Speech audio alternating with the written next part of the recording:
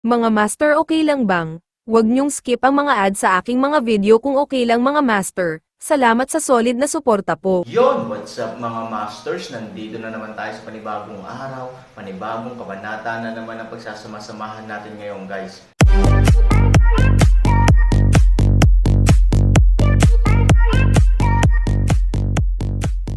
Bali mga masters, kung bago ka pa lang po sa aking YouTube channel, please click the subscribe button, lalong-lalo na po yung notification bell guys, para maging connected pa rin tayo sa isa't isa at maging updated kayo sa mga susunod ko pang video.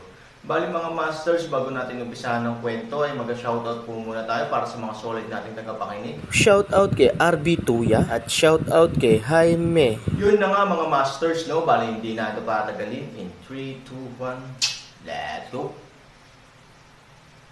Ang taong nakahiga sa bag ay hindi si Zia Wei. Sa kabaligtaran, siya ay isang kakaibang hitsura at pangit na babae. Ang kanyang mukha ay itim at may pulang birthmark sa kalahati, at ang kanyang mga templo ay makapal na parang lalaki. Maging si Aaron, na walang diskriminasyon sa hitsura, ay hindi maiwasang makaramdam ng disgusto kapag nakikita niya ang mukha na ito. Nang makita ang pagkunot ng noo ni Aaron, nagmamadaling sinabi niya, "Ano bang problema, Kuya Han?" "Hindi." Umiling si Aaron at tumangala kay Child Ruyo, "Hindi ganito ang hitsura ng kaibigan ko. Maling tao ba ang nailigtas natin?"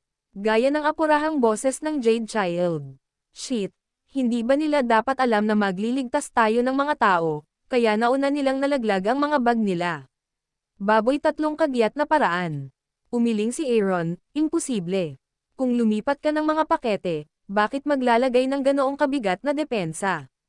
Higit pa rito, maagang hinigop ng Aaron ang dugo ng Phoenix sa katawan ni Zia Wei upang makalusot sa pagkubkob. Dahil naabot na ng dugo ng Phoenix ang layunin nito, ipinapakita nito na dapat tama ang mga tao. Kung bakit ginawa ito ni Zia Wei, naguguluhan din si Han Sani. "Ito ba?" Sumimangot si Aaron, at ang kanyang walang pangalan na galit ay biglang bumangon sa kanyang puso. Nagpalit ng mukha sina Zia Wei at Zuyener. Ito ay maaaring ipaliwanag kung bakit Zuyener ang hitsura ni Zia Wei, habang si Zia Wei ay ngayon. Ito dapat ang orihinal na mukha ni Zuyener. Sa pag-iisip nito, biglang gustong maunawaan ng Aaron ang maraming bagay. Si Lord Zhu ay may kapatid na babae, ngunit walang nakakaalam. Sa katunayan, maaaring hindi ito ang sinabi niya. Anong ate ang sobrang ganda at ayaw maging masyadong high profile?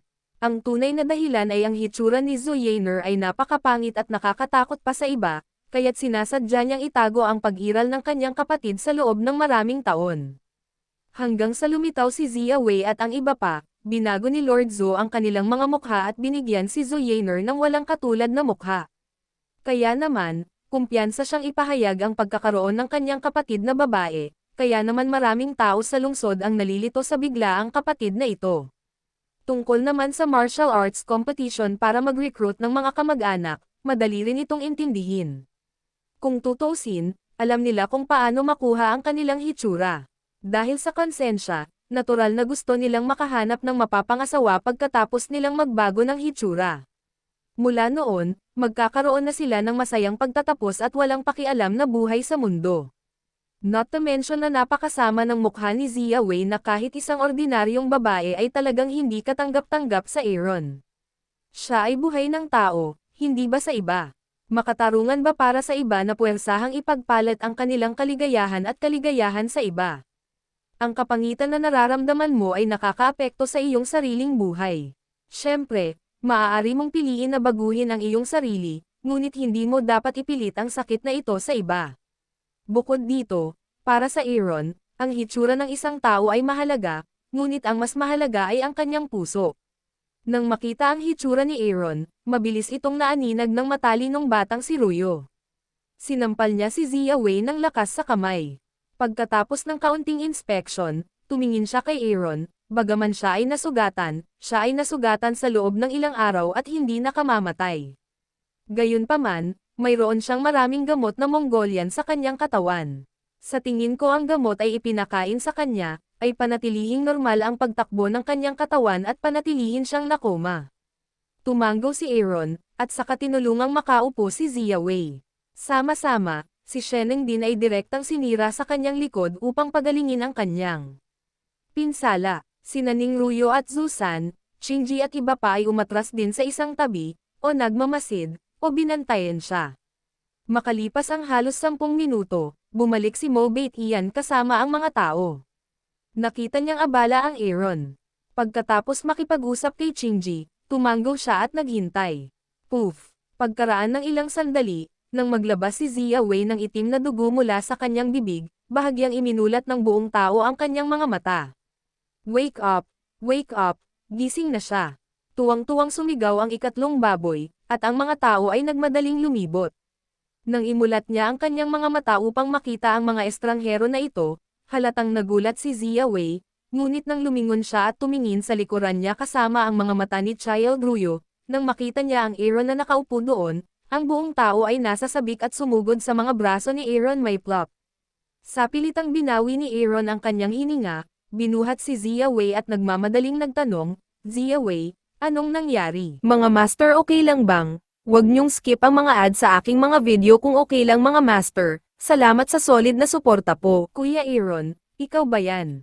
Ikaw ba talaga? Tumingin si Zia Wei sa Aaron nang hindi alam kung bakit.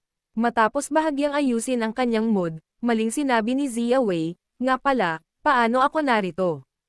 Inilabas ka namin. Kinakabahang tumingin sa kanya si Aaron, huwag kang mag-alala, ayos lang ngayon. Ako, naramdaman ni Zia Wei na medyo hindi komportable ang kanyang mga templo, sobrang sakit ng ulo ko, Kuya Aaron. Kung ang Jade Child ay tumingin sa Aaron at mamulong, napuno siya ng napakaraming table tas ng pawis. Kagigising niya lang. Natatakot ako na hindi ito madaling makibagay.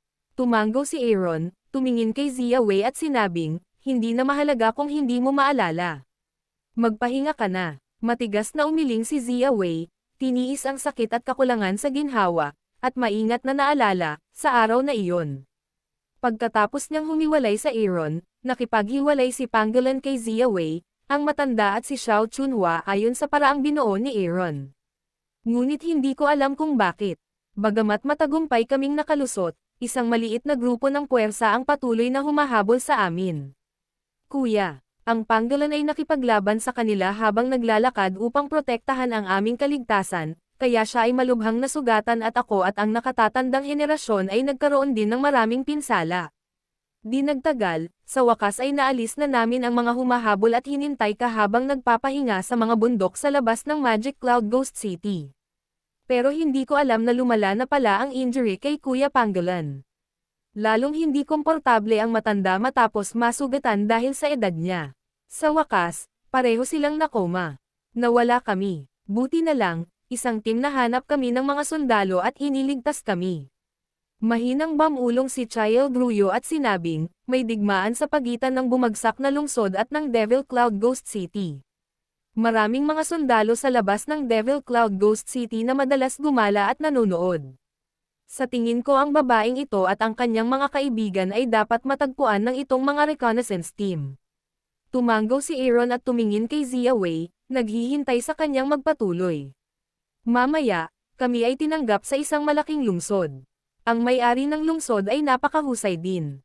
Hindi lamang siya nagayos ng mga silid para sa aming apat, ngunit nag-imbita rin ng maraming mga doktor upang gamutin kami. Gayunpaman, kahit papaano, sa mga huling araw, nagsimula akong hindi komportable at labis na inaantok. Sa wakas, halos matagal akong natutulog. Sa tuwing madyay gising ako, nakikita ko ang aking sarili na nakulong sa isang madilim na espasyo, tulad ng isang kabaong, at hindi ako makalabas ng lahat. Ay, akala ko hindi nakita makikita. Matapos makinig sa paglalarawan ni Zia Wei, halos naunawaan ni Aaron. Si Zuyan Shua ay tila maamo at makatwiran, ngunit sa katunayan, siya ay isang mukha ng tao at puso ng isang hayop, dapat wala siyang intensyon na iligtas si Zia Wei at ang iba pa. Nang makita niya ang walang kapantay na anyo ni Zia Wei, naisip niya ang kanyang pangit na kapatid at ginalaw ang kanyang masamang isip. Gayunpaman, ito lamang ang mabuting bagay sa mga masama. Hindi bababa sa maaari itong patunayan ang isang bagay mula dito. Dumating si Zuyan Shua para sa Zia Wei, kaya walang malaking panganib sa panig ng Pangolin, at ang 8 kaparangan na Tian Sho ay dapat naligtas sa ngayon. Kapag ligtas na ang aklat ng langit, mahuhulog ang malaking bato sa puso ni Aaron. Ligtas sina Ying Xiao at Han Ian. Alam mo ba kung nasaan ngayon ang mga panggalan? Natapos ang Aaron at nagmamadaling idinagdag, ibig sabihin, huling beses mo silang nakita bago ka nawalan ng malay sa bahay ng Panginoon ng lungsod.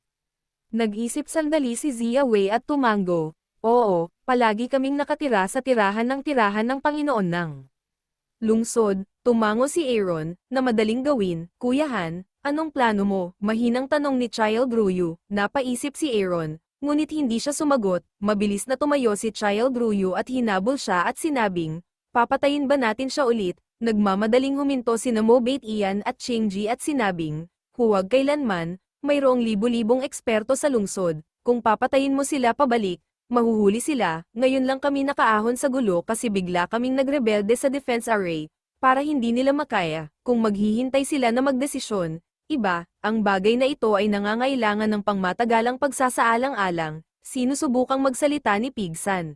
Ngunit biglang nakita ang Aaron na may malamig na ngiti. Boss Aaron, ano ang iyong opinyon? Nagmamadaling tanong ni Pig 3. Malinaw, mula sa mata ni Aaron, binasa ni Baboy San ang intensyon ni Aaron. Ngumiti si Aaron ng mapanlit, opinyon.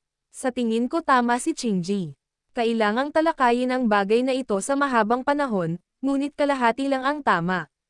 Hindi kailangang pag-usapan ang talakayan. Magsimula tayo sa mahabang panahon. Nang mahulog ang mga salita, tumingin si Aaron kay Zia Wei. Anong ibig sabihin nito? Hinawakan ng Pig 3 ang ulo niya at hindi niya masyadong naintindihan. Biglang naisip ni Ning Ruyo ang isang napakakilabot na posibilidad at nagmamadaling sinabi, Kuya Han, alam kong napakasama ni Zhu Yanshua. Ngunit pagkatapos ng lahat, siya ay sikat at may mga eksperto tulad ng mga ulap. Ikaw, huwag kailanman maging impulsive. You can't talk about it more. You must be going alone, right? Sa sandaling lumabas ang pangungusap na ito, ang lahat ay nagulat. Sa ilalim ng kumpletong kaguluhan ng kabilang partido, napakaraming disipulo ang atubiling pinatay sila sa pamamagitan ng pag-asa sa palasyo ng Chanmo at palasyo ng Baiyao. Kung gusto nilang hintayin na patatagin ng kalaban ang kanilang posisyon at bumalik, halos walang pinagkaiba sa pagtapon ng sarili sa lambat. Tsaka mag-isa pa ako. Hindi ba death attempt ito? Ngumiti si Aaron at hindi itinanggi, matalino talaga si Young Master Ruyo. Ang pamilya Ning ay may pundasyon. Hindi magandang bagay na saktan ang iba ng hayagan. Si Brother Ning ay maaaring gugulin ang kanyang buhay sa Aaron sa gabi upang galugarin ang City Hall. Aaron ay lubos na nagpapasalamat.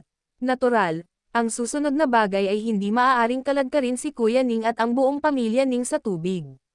Kung tungkol sa mga kapatid ng palasyo ng Baiyao at ng palasyo ng Chanmo, mahirap din silang mamili ngayong gabi.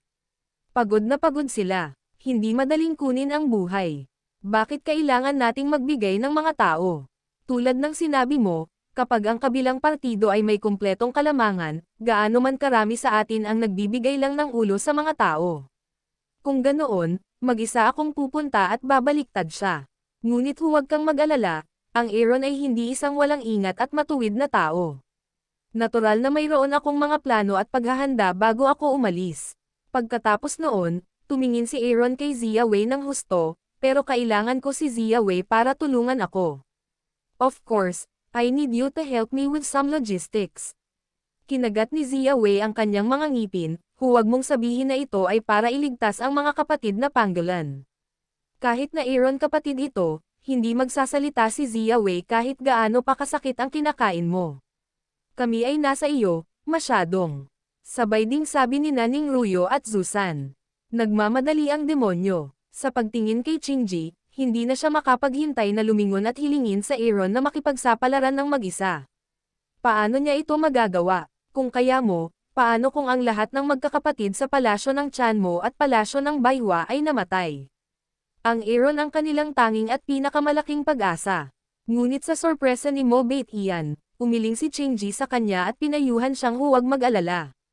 Pagkatapos, kinuha niya ang nag-aatubili na demonyong Bait Ian upang bahagyang samamba at sabay-sabay na sinabi, nakikinig tayong lahat sa mga utos. Sige, salamat. Tumango si Aaron, kumaway at humiling sa ilang tao na maupo. Pagkatapos ay sinabi niya sa kanila ang lahat ng kailangan niyang gawin. Nang marinig ng isang grupo ng mga tao ang utos ni Aaron, napangiwi silang lahat. Kung hindi sila naging malapit at malinaw na nakarinig, talagang iniisip nila kung mali ang narinig ng kanilang mga tainga. Iyon lang. Halos sabay silang tumingin sa Aaron na parang multo. Hindi ba nakakatawa? Ngunit kumpiyansa. Nang umiti si Aaron at tumango, oo, iyon lang. Ayos ka lang ba? Nagkatinginan ang ilang tao, ngunit hindi sila makaiyak o tumawa, sigurado ka ba talaga? Mapait na ngumiti si Aaron, sigurado ako. Hindi gaanong oras, kumilos muna tayo. Hihintayin kita dito. Nang mahulog ang mga salita, ngumiti si Aaron at tumingin sa ilang tao. Maraming tao ang labis na nanlumo at nag-aalangan. Talagang mahirap paniwalaan ang gayong, hindi makatwiran, na mga kinakailangan, ngunit nang makita ang napakaseryosong hitsura ni Aaron, isang grupo ng mga tao ang makakalabas lamang ng pinto ng matapat. Kakaibang tumingin si Zia Wei kay Aaron, Kuya Aaron, kakaiba na gusto mong tulungan kanila. Ikaw, magpahinga ka na. Maggagabi na. Matulog ka na at manonood ako. Humalaklak si Aaron. Napaisip si Zia Wei, masunurin na tumango at pumikit. Sa isang kisap mata, lumipas ang gabi. Sa oras na ito, oras na upang pumunta sa lungsod. Ang mga sundalo at mga kabayo ay mahigpit. Ang isang malaking bilang ng mga sundalo sa lungsod at ilang mga piling tao na Jiangho na tila alam na sila ay hindi madaling pukawin ay nagsasama-sama upang muling magpatrolya sa lungsod. Ang buong lungsod ay dapat na parang nakaharap sa isang malaking kaaway. Sa tirahan ng master ng lungsod, na may dagandong, ang lahat ng mga bagay sa isang mesa ay itinulak sa lupa ni Zhu Yanshua. Siya ay nagalit at nagngangalit ang kanyang mga ngipin. At sa ilalim ng entablado, isang babae ang umiiyak sa sakit. Yun na nga mga masters, no? Bali panibagong kabanata na naman yung natapos natin ngayong gabi. Muli, maraming salamat po talaga sa walang sawang suporta po sa aking YouTube channel na talagang inaabangan nyo po ang bawat upload ko po. Bali mga masters, magkita-kita ulit po tayo bukas ng gabi at ngayon po ay magpapaalam po muna tayo. Bali mga masters, bye-bye!